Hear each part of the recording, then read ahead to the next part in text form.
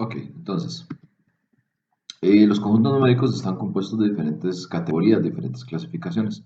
La primera de ellas se llama números naturales. ¿Quiénes son los números naturales? Bueno, es como contando el 1, el 2, el 3, el 4, el 5, el 6. A partir del 0, me salta el 0. Entonces 0, 1, 2, 3, 4, 5, 6 y hasta el más infinito. Todos esos son números naturales y se representan con la letra n. Entonces ahí tenemos los números naturales, ¿de acuerdo?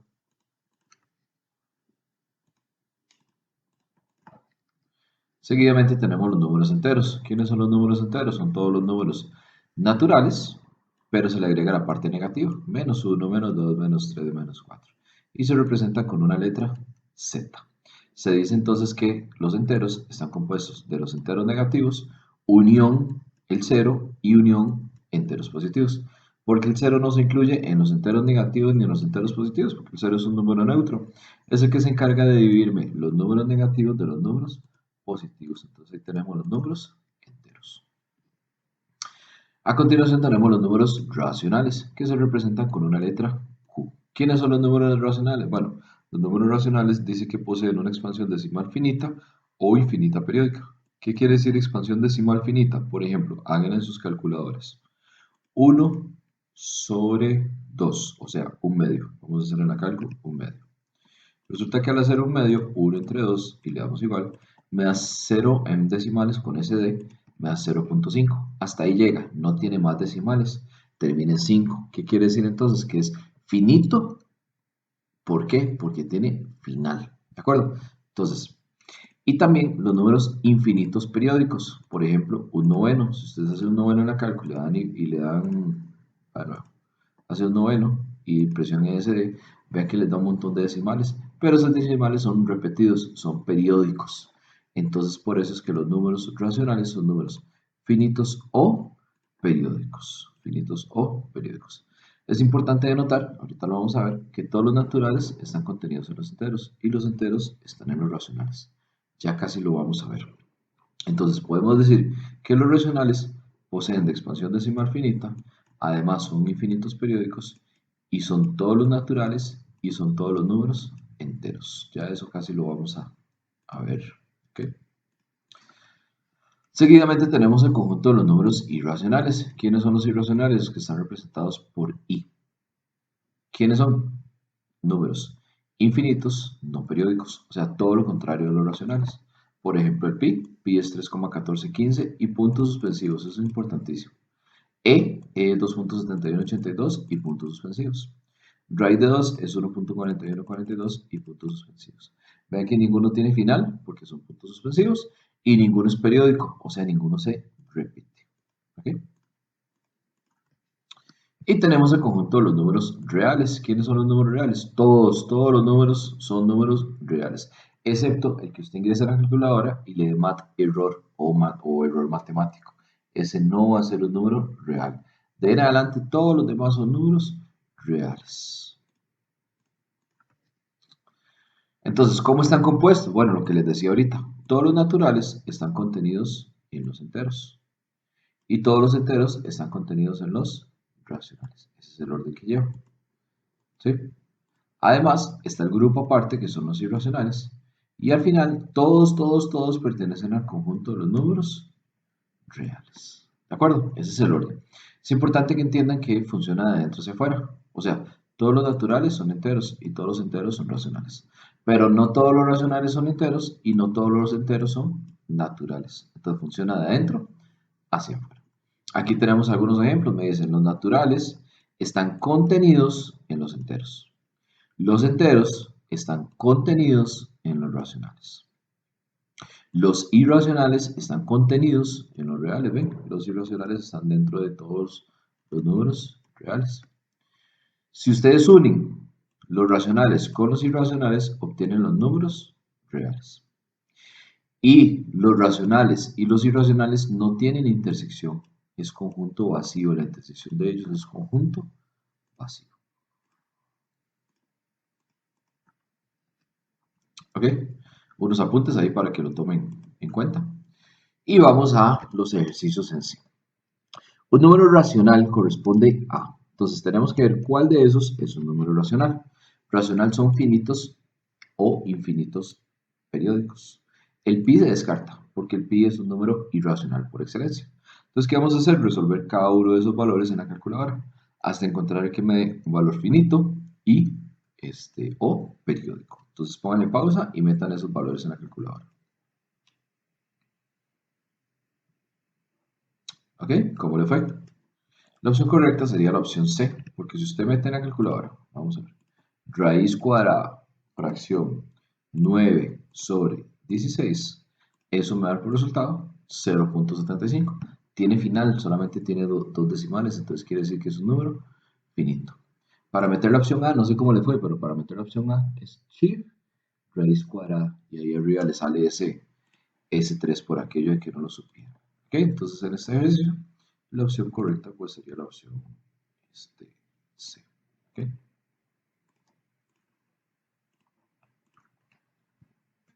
Lo van a llevar de tarea a la clase y van a resolverme en este momento este ejercicio. Pónganle pausa y lo resuelven. Listos. Dice la expresión raíz cúbica de 27 novenos. Vamos a hacerlo en la calculadora. Vamos a la calculadora. Fracción shift raíz cuadrada de 27 sobre 9. ¿Es así? Sí, es así. Y le damos igual. Eso me da un tercio. Si lo paso a decimales me da 0.3333333. Tiene un montón de decimales, pero son repetidos, son periódicos. Eso quiere decir entonces que eso es un número racional. ¿Okay? Porque es un número finito, es infinito, perdón, periódico. Tarea, la llevan a la clase resuelta. Ok, el tema a continuación es intervalos reales. Ok, tenemos varios tipos de intervalos. Tenemos el intervalo cerrado, el intervalo abierto, tenemos el intervalo semiabierto o semicerrado que prácticamente termina siendo lo mismo. Ok, el intervalo cerrado lleva sus paréntesis hacia adentro, los ven, cerrados. Pero el abierto los lleva al contrario, los lleva hacia afuera. El semiabierto semicerrado siempre va a llevar uno abierto y va a llevar el otro cerrado. ¿De acuerdo? Gráficamente, la A tiene el punto cerrado y la B también tiene el punto cerrado. En los intervalos abiertos va el circulito sin relleno, ¿lo ven? En los semiabiertos va uno cerrado y el otro círculo abierto. Uno abierto y el otro cerrado. Muy bien. Lo que a veces cuesta un poquito tal vez en la parte de comprensión, pero es bastante sencillo. Por el momento vamos a entrar más en detalle más adelante. Pero por el momento nada más necesito que se fijen en los intervalos, en los símbolos de mayor o menor. Si ustedes encuentran el menor con una rayita abajo, quiere decir que el intervalo es cerrado. ¿Ven? Una rayita abajo. Pero si está sin rayita abajo, entonces más bien quiere decir que es un intervalo abierto. ¿Lo ven? Si no tiene rayita abajo, entonces va abierto. En este caso, tiene rayita abajo, entonces por eso va cerrado. Aquí tiene rayita, no tiene rayita, perdón, va abierto. No tiene rayita, abierto. Tiene rayita abajo, cerrado. Muy bien. Ok. Entonces, dice este ejercicio. El conjunto, y me dan este conjunto, escrito en notación de intervalo corresponde a menos 4, ¿tiene rayita abajo? ¿Sí o no? No, ¿verdad? Entonces va abierto. No puede ir cerrado. 6, ¿tiene rayita abajo? ¿No tiene rayita abajo? Sí tiene rayita abajo, ¿verdad? Entonces va cerrado. Por lo tanto, la opción B, entonces sería la respuesta definitiva y correcta. ¿Okay? Este lo van a hacer de tarea y lo llevan a la clase. De igual manera, este otro lo hacen de tarea y lo llevan a la clase. ¿Ok? Dice este ejercicio. Si A es un intervalo y me dan ese intervalo. Entonces un elemento de A corresponde a. ¿Qué me están pidiendo aquí? Bueno, tengo que ver cuál de estos números que tengo en las opciones está contenido en este intervalo. Entonces, para entenderlo mejor, vamos a dibujar una recta numérica, donde tengo el menos 2 y tengo menos raíz de 2. ¿Qué menos raíz de 2 en decimales es menos 1.41? Por aquí tendríamos el 0, por aquí tendríamos el menos 3. Por ahí anda el asunto más o menos. Entonces, para que ustedes terminen de ubicarse ahí bien, por aquí estaría el menos 1 también, estaría afuera. Entonces, iría desde menos 2 cerrado, porque lleva el punto cerrado, hasta el menos 1.41, pero abierto. ¿Okay? Entonces vamos a ir resolviendo cada una de las opciones en decimales. Menos raíz de 2 es menos 1.4. Y nótese que el menos 1.4, o sea, el menos raíz de 2, tiene su intervalo abierto. Como si tiene su intervalo abierto, no lo incluye. Ustedes lo ven ahí, pero si su intervalo está abierto, no incluye, no está dentro del intervalo. O sea, se puede decir que es el límite, pero no lo incluye. Menos raíz de 3 es menos 1.7. Y menos 1.7 estaría por acá, menos 1.5, menos 1.6 y menos 1.7. Estaría menos 1.7. Por lo tanto, la opción B, entonces sería la respuesta definitiva y correcta. ¿Ok? Además de los intervalos abiertos, cerrados, semiabiertos, semicerrados, tenemos los infinitos. Infinito positivo e infinito negativo. Eso es lo que quiero que tengan en cuenta.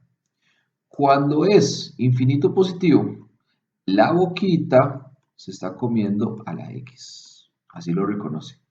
La boquita se está comiendo a la X. Entonces, si les aparece así en algún momento, ustedes ya saben que la boquita se está comiendo a la X. Pueden hacer ahí como un Pac-Man. Y si le hacen dientes, entonces sería un Pac-Man poseído más o menos. ¿Okay? Entonces, si la boquita o el Pac-Man se está comiendo la X, entonces quiere decir que es un infinito positivo. Pero, si la boquita se está comiendo al número, en este caso a la A, quiere decir entonces que es infinito negativo. Y con eso lo resuelven fácil. Entonces, si la boquita se come a la X, infinito positivo. Si se come el número, infinito pero negativo. Por ejemplo, el conjunto escrito en notación por intervalo es, primero nótese que la boquita se está comiendo la X. Como la boquita se está comiendo la X, quiere decir que es más infinito, no menos infinito. Y seguidamente vemos que no tiene rayita abajo. El símbolo de menor no tiene rayita abajo.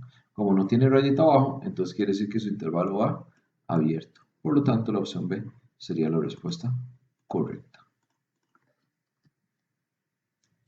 ¿Ok? Vamos a hacer este otro, dice. La expresión de 0 a más infinito, escrita en notación por comprensión, corresponde a. Entonces sabemos que el 0 está cerrado. Entonces tiene que llevar rayita abajo. Este tiene rayita abajo, este no y este sí. Ahora, como es más infinito, la boquita se tiene que estar comiendo a la X. La boquita se está comiendo a la X. Entonces la opción D sería la respuesta correcta. ¿Ok? Este de tarea para que lo lleven a la clase. De igual manera acá les están pidiendo un número que pertenece al intervalo. Entonces ven que este intervalo tiene una flecha a la izquierda. Al tener una flecha a la izquierda quiere decir que es menos infinito. Entonces ustedes tienen que ver cuál de estas dos respuestas que están acá pertenecen al intervalo que va desde menos infinito hasta menos raíz de 2. Y menos raíz de 2 es menos 1.4. ¿Ok?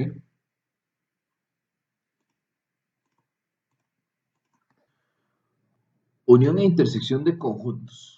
Algo como esto lo vimos en estadística, lo acabamos de recién ver, entonces yo sé que se les va a hacer bastante sencillo, solo que en lugar de eventos aquí es con números, pero básicamente es el mismo concepto.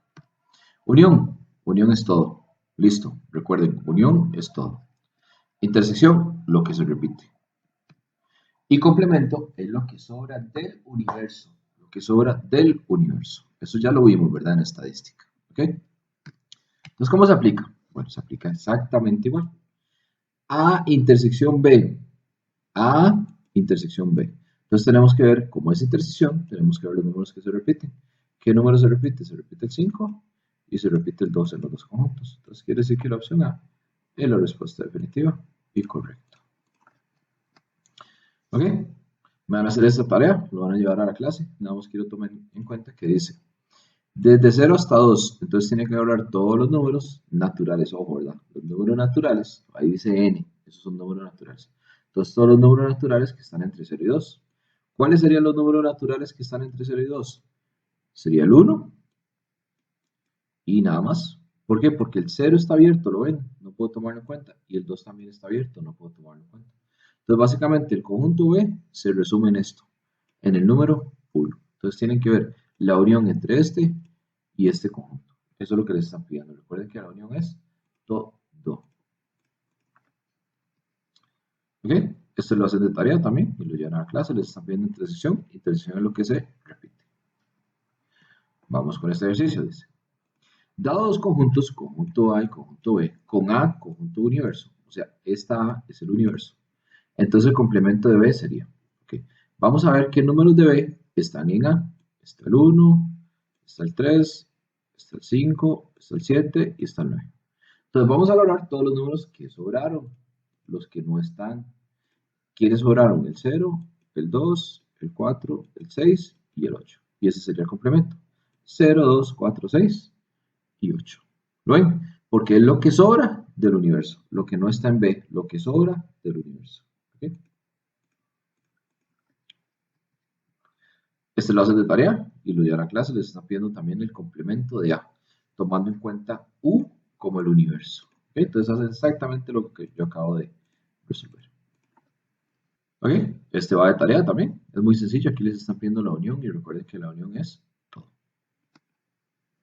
Este es el mismo enunciado y lo que les está pidiendo es la intersección. La intersección es lo que se repite. ¿Ok? Este lo hago yo. Dice, este es el conjunto A, este es el conjunto B, este es el conjunto C y este es el conjunto D. Básicamente, de todo lo que está ahí arriba es lo que me interesa. Entonces dice A intersección D. Entonces, cuando vengan intervalos, yo lo que les recomiendo es dibujar la gráfica. Entonces usted dice, bueno, el intervalo A va desde 2 hasta más infinito. El 2 está cerrado y va hacia más infinito. ¿Lo ven? Ese sería el conjunto A. El conjunto D sería desde menos 3 abierto hasta más infinito. Ese sería el conjunto B. ¿Y qué me está pidiendo? La intersección. La intersección es lo que se repite. Aquí, ¿cómo identificamos lo que se repite? Porque es donde hay doble línea. Donde haya doble línea, eso es todo lo que se repite. Entonces, ¿qué se repite? Desde el 2 hasta más infinito. Por lo tanto, la respuesta sería la opción C. Entonces, yo les recomiendo mejor dibujar la gráfica y después lo resuelvo. ¿Okay? Ok, y el último tema de la lección es concepto de función. ¿Ok? Concepto de función. ¿Qué vamos a ver acá? Bueno, vamos a ver, ya entrar en la parte en sí de funciones, ver cómo se clasifica una función y muy importante ver primeramente si es o no es una función. Entonces, vamos a ver conceptos básicos. Primero tenemos acá un conjunto que se llama dominio y un conjunto que se llama codominio. En el dominio están las primígenes y en el codominio están las imágenes. Y tenemos un conjunto que se llama ámbito. En el ámbito están contenidas todas las imágenes que tienen pareja, que tienen una primígena, ¿la ven? La D, la letra D, no pertenece al ámbito. ¿Por qué? Porque no tiene una pareja, no tiene una prima. ¿Estamos? Entonces, dominio, codominio, primígenes e imágenes y ámbito. ¿Ok? Esto es una función. Una función se representa así. Puede llamarse F, puede llamarse G, puede llamarse H. Y siempre va a estar compuesta por un dominio y un codominio. Cuando tenga una flecha, siempre va a ser un dominio y después de la flecha, un codominio. Ok, entonces, ¿cómo sabemos si es o no es una función? Bueno, me lo van a preguntar de diferentes maneras. Por ejemplo, en un diagrama de Venn. ¿Cómo funciona? Funciona de la siguiente manera. Esto sí es función y esto no es función. ¿Por qué? Veamos las diferencias. Okay. Vamos a suponer que estas son las mamás o las mujeres y estos son los hijos. ¿De acuerdo? Entonces, una mamá A tiene el hijo 1, la mamá C tiene el hijo 3, la mamá E tiene el hijo 5 y la mamá D tiene el hijo 7. Eso sí es función. ¿Por qué? Porque están sobrando mujeres que no tienen hijos y eso es válido en la vida. ¿De acuerdo? Lo que no pueden sobrar son hijos. Siempre tiene que haber algún hijo con una mamá. No importa, vamos a ver, o sea, por naturaleza siempre una persona tuvo que nacer de otra persona, o sea, en algún momento tuvo que tener una mamá. Entonces, no pueden sobrar hijos. Si sobra un hijo, entonces inmediatamente, ¿qué pasa? No es una función. Bueno, ahora veámoslo acá. Resulta que la mamá T y la mamá S, ambas mamás tienen un hijo que se llama 3. Eso no funciona. Eso no es una función. ¿Sí? Un hijo no puede tener dos mamás. Ahora, sí es una función que una mamá tenga 3 hijos. Eso sí está bien. Con eso no hay ningún problema. ¿De acuerdo? Entonces, utilicen esa metáfora de mamá e hijos, o hijos y mamá, para que se recuerde siempre el orden, hijos y mamá, y lo resuelven cuando les piden un diagrama de B. Ok, cuando son pares ordenados la prueba es muy sencilla. Nada más revisen que el valor de x no se repita. Por ejemplo, 1, 2 y 3 no se repite x, entonces es verdadera, sí es función. Aquí se repite x, ¿lo ven? Entonces esta no es función. Así es en pares ordenados. En tabla de valores es exactamente lo mismo. Revisen si se repite x. 1, 2, 3, 1. Se repite x, entonces esto es falso. Esto no es una función porque x está repitido. Gráficamente, si yo trazo una línea, lo que vamos a hacer es lo siguiente. Vamos a trazar líneas horizontales. Vamos a trazar líneas horizontales. Si ustedes trazan líneas y esa línea toca dos puntos y esa línea toca dos puntos, entonces quiere decir que eso no es una función. Si la línea toca dos puntos, no es una función. ¿Lo ven? Entonces esta línea toca este punto y toca este punto de la gráfica. Este toca este y esto. Este toca este y este. ¿Lo ven? Entonces como tocan dos puntos, quiere decir que eso no es una función. ¿Right?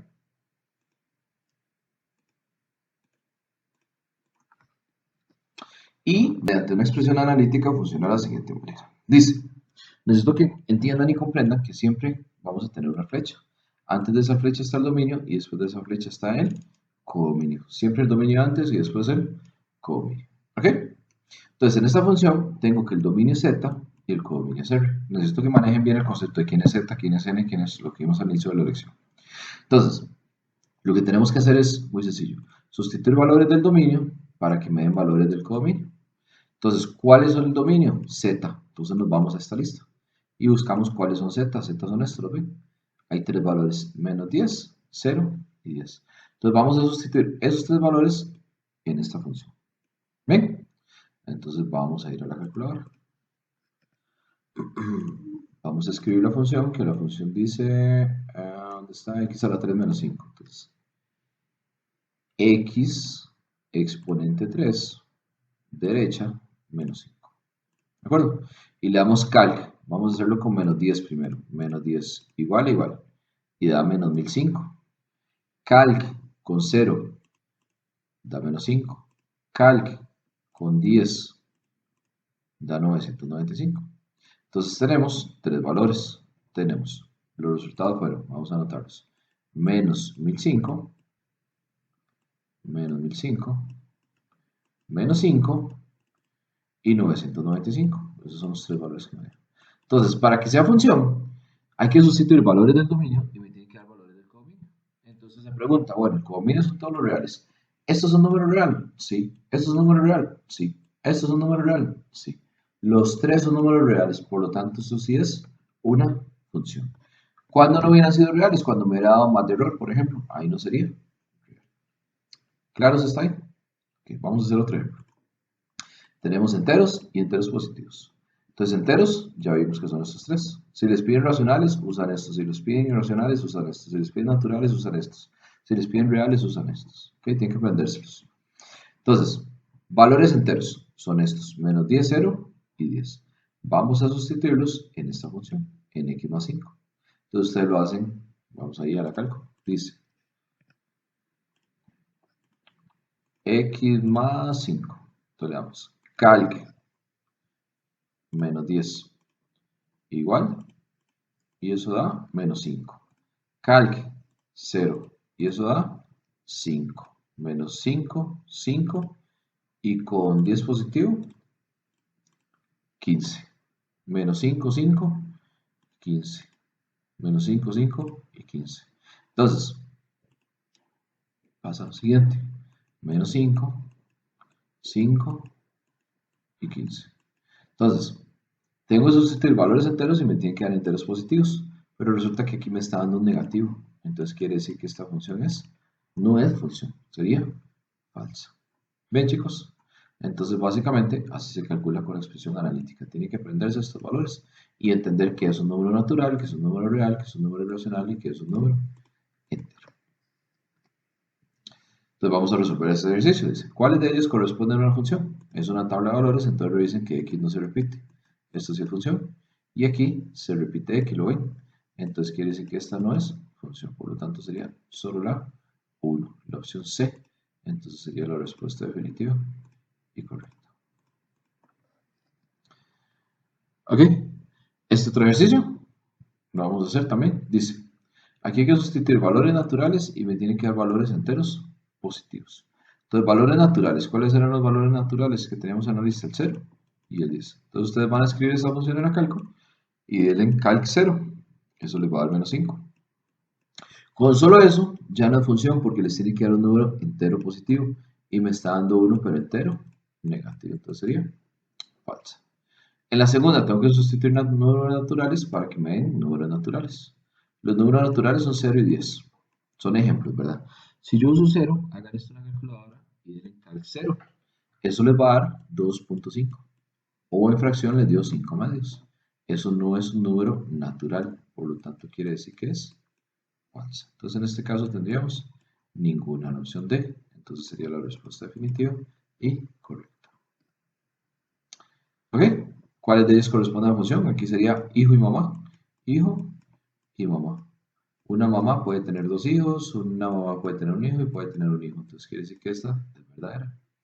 Una mamá puede tener dos hijos y una mamá puede tener dos hijos. Entonces también es verdadera. Por lo tanto sería ambas. La opción C sería la respuesta definitiva y correcta. Ok, este ejercicio va de tarea. Igual que este, este y listo. Ahora vamos con la parte de función inyectiva. Es un poquito de teoría nada más y ya con esto finalizamos. Nada más tener en cuenta que son muy parecidas las pruebas. Para que sea inyectiva, anoten ahí, cada mamá solamente puede tener un hijo.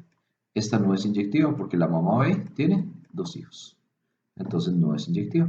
¿Qué es inyectiva? Bueno, inyectiva es una clasificación que tiene las funciones. Son inyectivas, biyectivas y sobreyectivas. Pero para efectos de bachillerato y temario solamente entra inyectiva. En pares ordenados, ¿cuál es la prueba? En pares ordenados la prueba es que no se repita X, que ya la sabemos, pero además no se puede repetir Y. ¿Lo ven?